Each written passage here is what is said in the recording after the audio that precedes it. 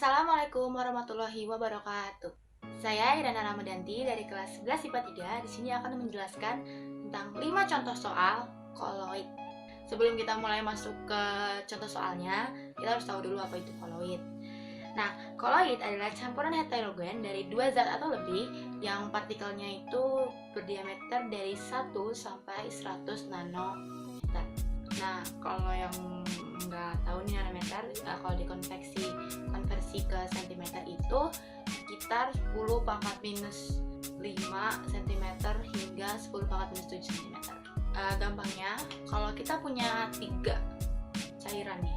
Yang pertama adalah gula yang kita larutkan di dalam air. Yang kedua, kita punya susu yang kita larutkan juga dalam air. Yang ketiga, kita punya pasir kalau kalian larutkan dengan air. Nah, bisa tahu dong, kalian bisa ngebayangin yang mana dari secara 3 larutan itu yang bakalan larut secara sempurna. Pastinya gula sama susu kan. Sedangkan kalau pasir mau kalian aduk berapa kali pun gak bakal nyatu. Nah, kenapa sih kayak gitu? Nah, ternyata campuran yang pertama yaitu air dan gula itu disebutnya dengan nama larutan. Sedangkan kalau yang campuran kedua, susu dengan air, itu disebutnya koloid. Kalau yang ketiga, pasir dengan air, itu disebutnya suspensi. Kenapa sih susu sama air itu disebut koloid? Pertama, mereka larut.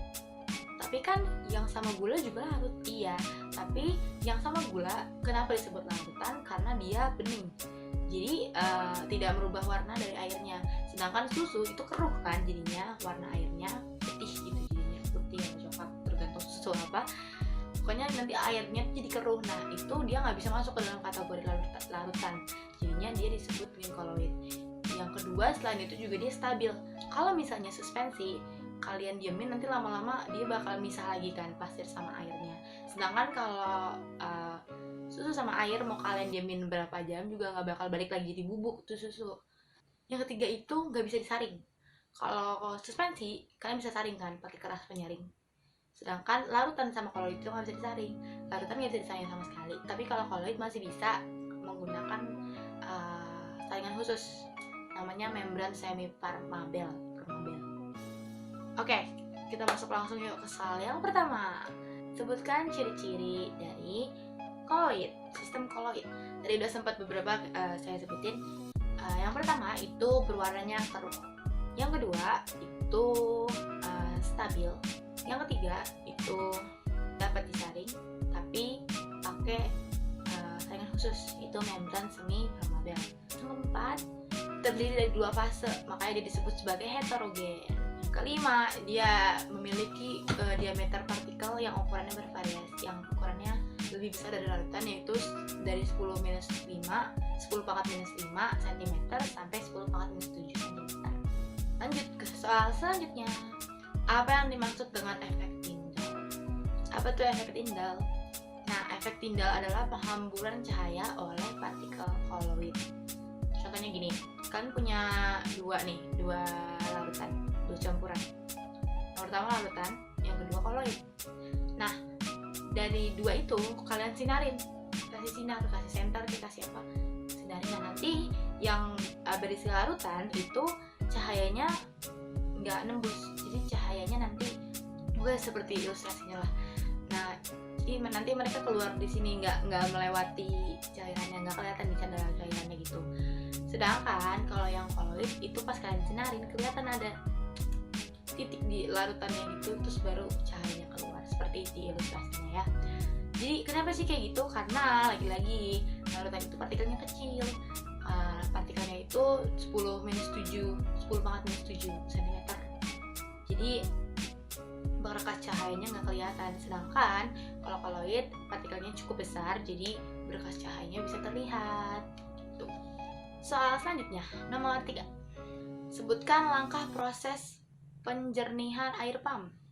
Kalian tahu gak sih air pump itu sebenarnya air yang kotor.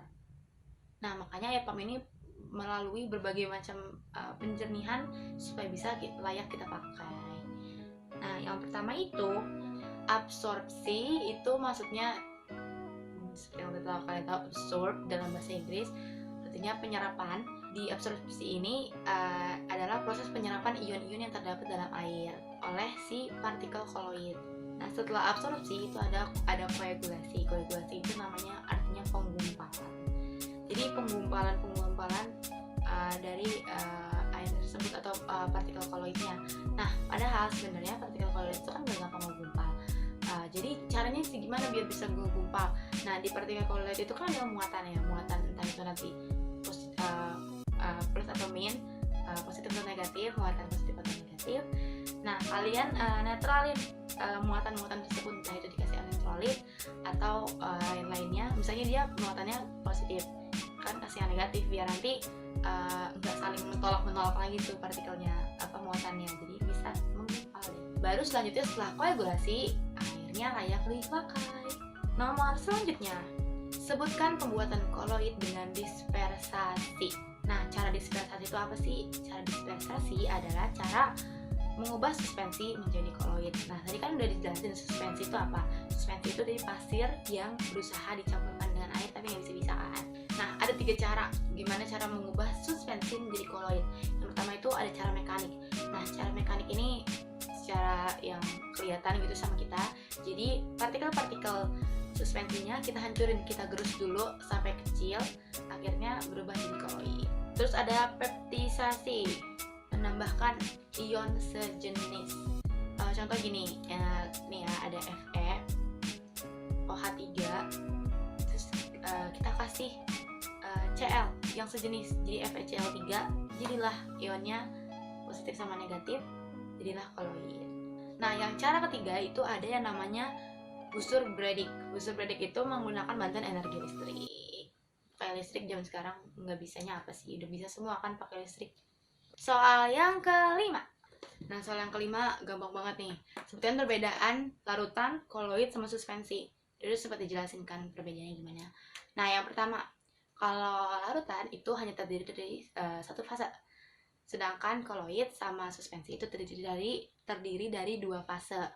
Nah, selanjutnya itu larutan tidak dapat disaring, begitu pula juga koloid, meskipun koloid masih bisa disaring menggunakan saringan khusus, sedangkan kalau suspensi itu bisa disaring pakai kertas saring.